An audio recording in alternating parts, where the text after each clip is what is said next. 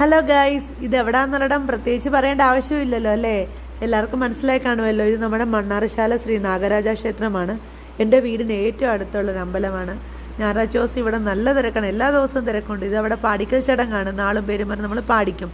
ഇത് തുലാഭാരം തൂക്കുന്നത്, കുഞ്ഞുങ്ങളും വലിയവരും എല്ലാം നേർച്ചകൾ നേർന്നു വന്ന് തുലാഭാരം തൂക്കാറുണ്ട്.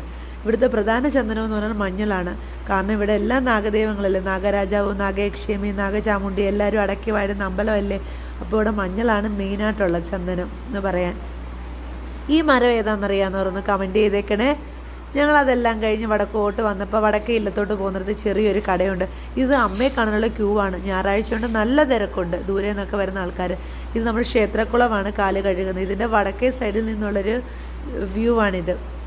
പിന്നെ നമ്മുടെ വടക്കേ ഇല്ലത്തോട്ട് പോകുമ്പോൾ ഒരു ആമക്കുളമുണ്ട്, ഇഷ്ടംപോലെ ആമകൾ അടക്കി വരുന്ന കുളം. അതെല്ലാം കഴിഞ്ഞ് ഞങ്ങൾ പോകാൻ ഇറങ്ങിയപ്പോഴത്തേനും ചോറുണ്ടെന്നിടത്ത് നല്ല ക്യൂ. അങ്ങനെ ഒരു ഊണൊക്കെ കഴിച്ച് ഇത്രയേ ഉള്ളൂ വീഡിയോ.